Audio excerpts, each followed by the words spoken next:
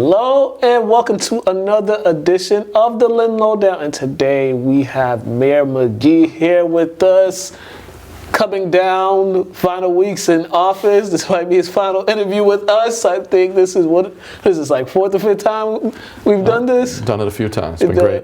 We've done it a few times. We're glad for you to come on just to talk about everything. The past, these years flew by real quick for you. It's been a quick 4 years. Yeah. It's a lot has been packed into the last 4 years, for sure. Yeah, definitely. Just as far as the transition phase is happening right now for Jared, election night when you found out he won and he was going to be the next mayor of the city, what went through your mind when you saw the results of the election? Well, I had a chance to congratulate him, and work indicated to him right away was really ready to work with him to be part of a robust transition, to make sure that he had all of the things that he needed, from my perspective, from my staff, and from my team, to work with him to make sure he was ready to hit the ground running on January 3rd or going into January 4th. So let him know we're available at his whatever he needed. Wanted to make sure that we were there to help him transition into the job. It's a challenging job. Yeah.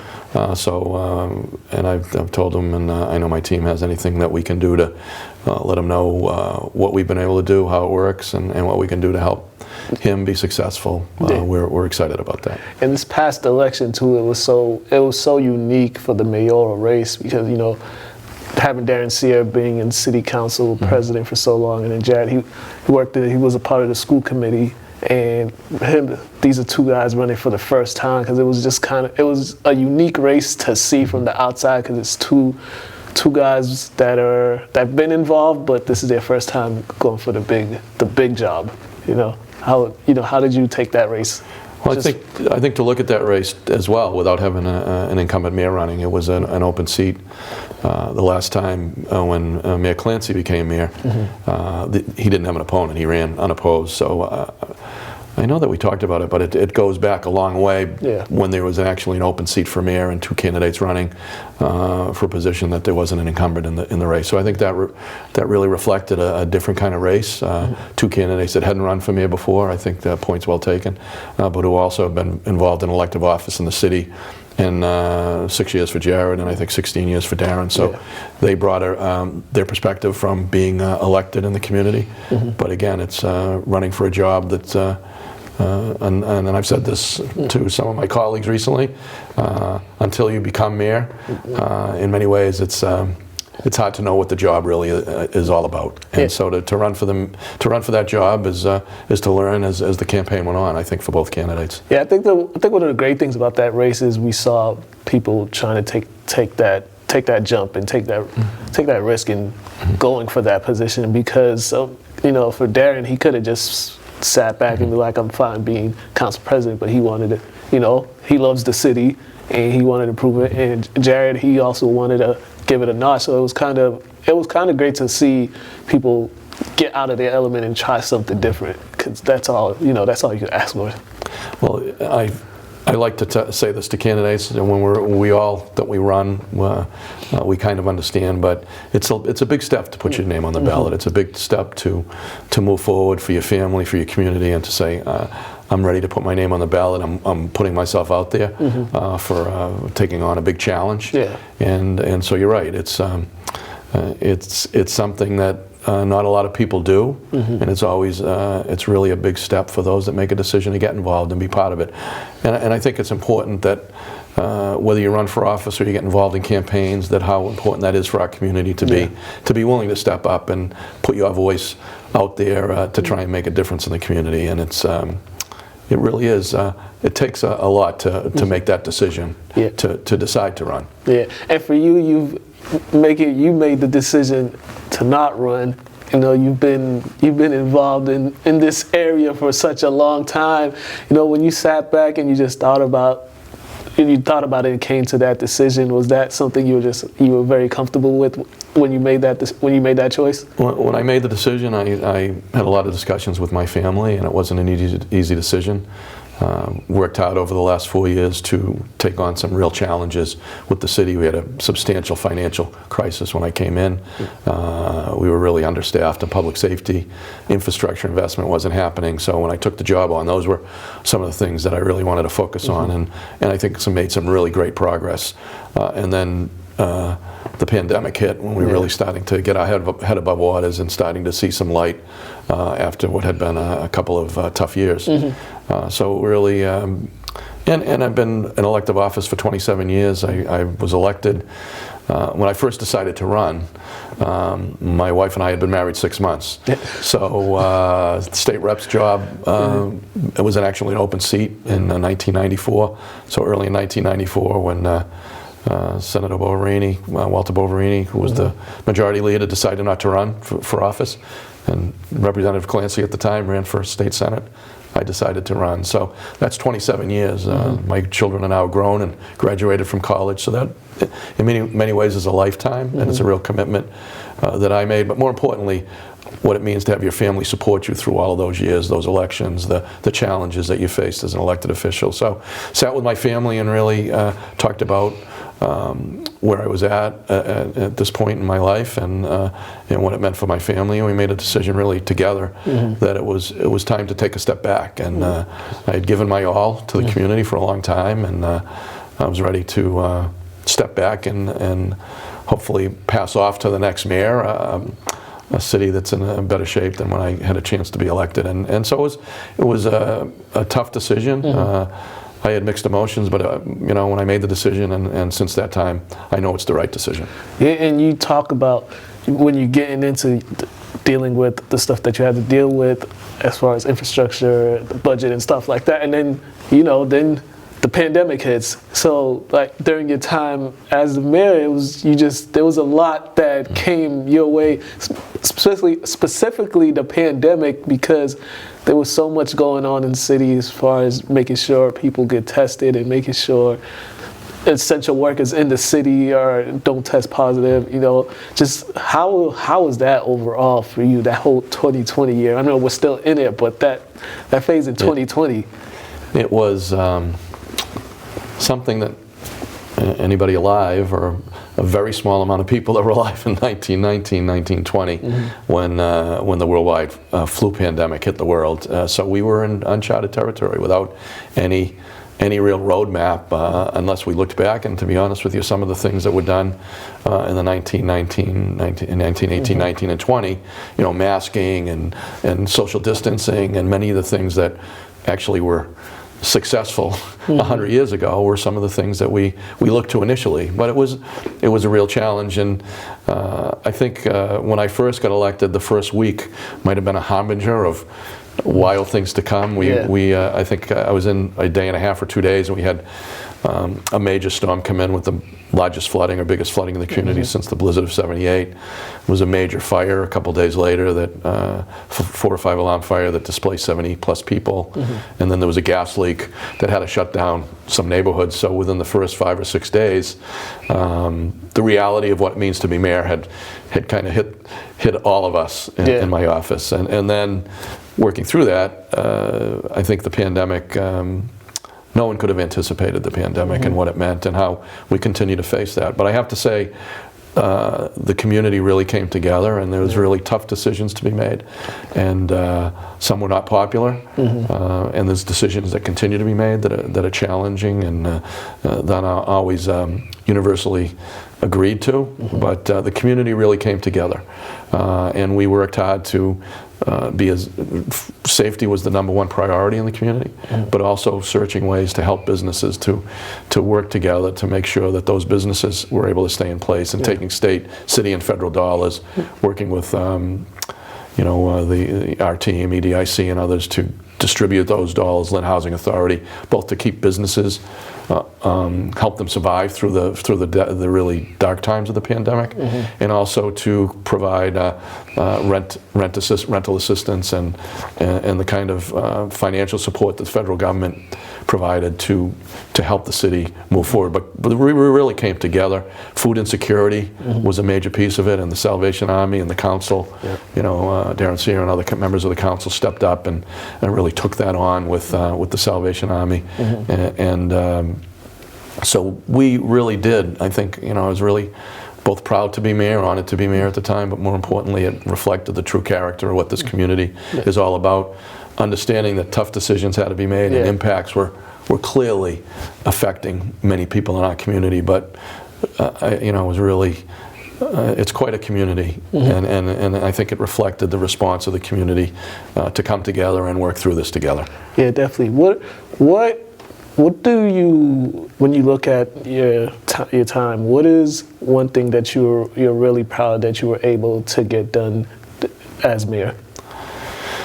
I think there's probably 2 or 3 things. I mean, we could go into the pandemic and all that. I've talked about that, but coming in with a really big financial hole, passing legislation with support of the council and the legislative delegation to allow us borrow money to balance the budget, bringing on a chief financial officer as part of that process, a full-time chief financial officer, which we hadn't had prior to that, and being able to move the city forward, getting our hands around the health insurance challenges. We're a self-insured health insurer, so we were $2.5 million in the hole in our health insurance trust fund, working closely with the unions to come up with a plan to preserve the benefits, but added a contribution rate to now get us to a much better place, creating a planning team that had been talked about for years, but I think really is a key piece of our both current and future economic development opportunities, and ensuring that the community is involved in the planning process. And I think addressing the public safety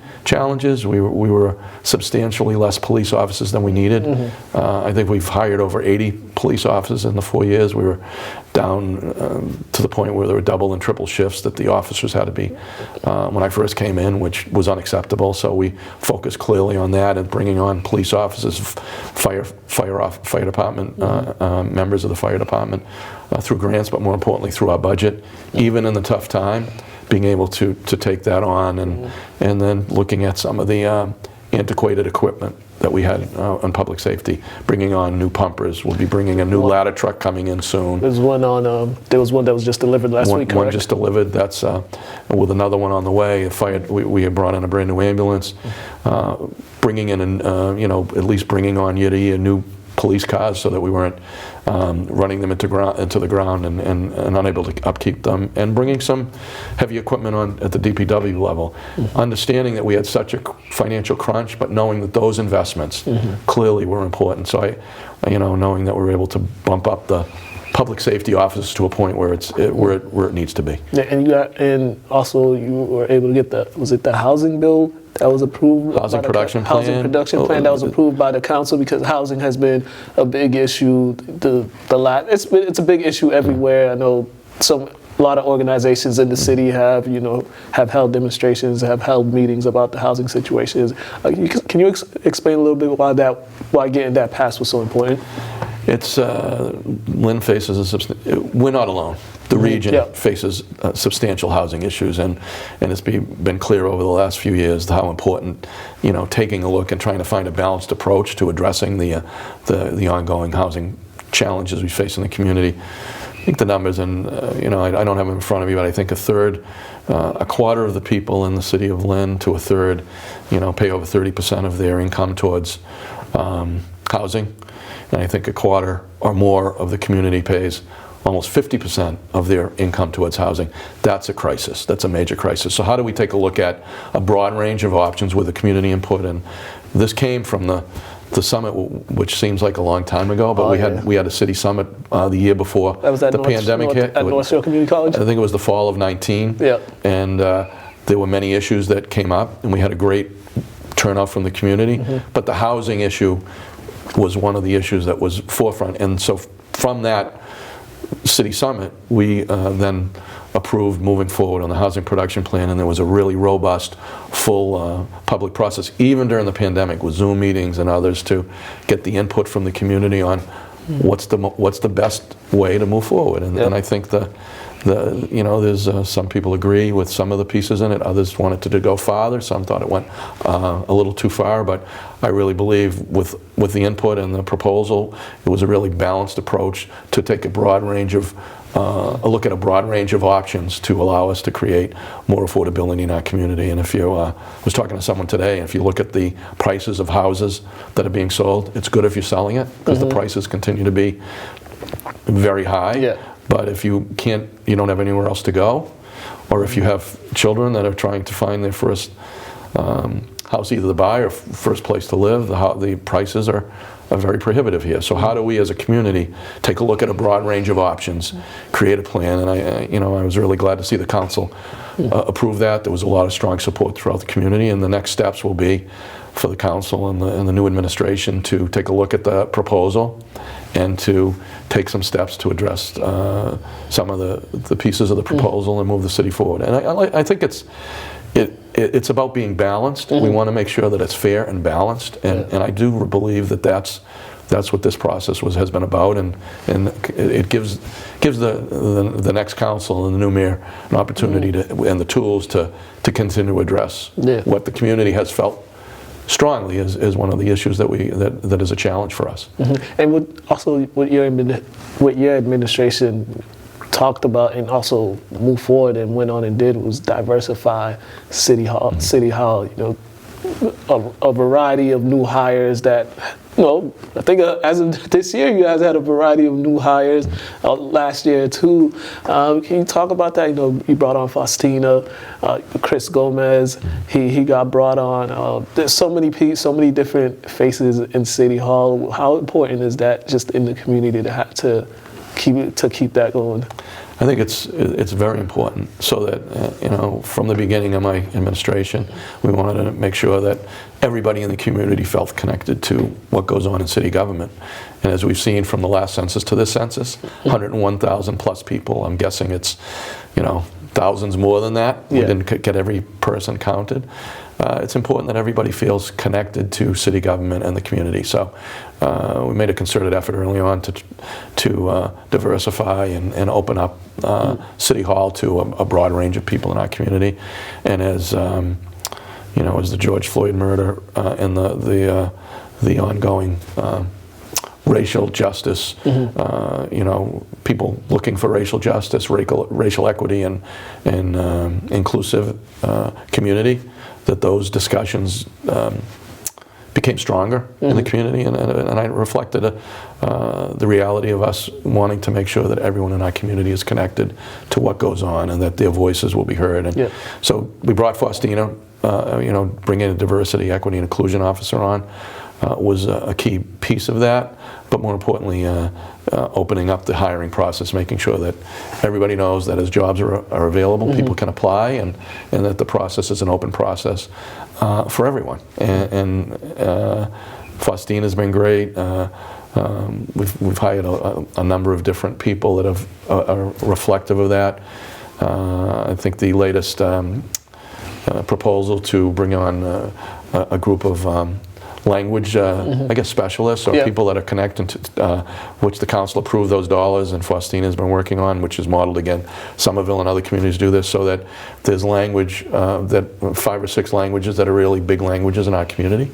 There's someone that can speak the language, can translate written and as well, and is going to be able to help us reach out as we make the decisions for the future of the community. It's a really important piece, and Lynn has always been a welcoming community throughout my lifetime, but really throughout our history. And so bringing people together and making sure that we build on that really great history.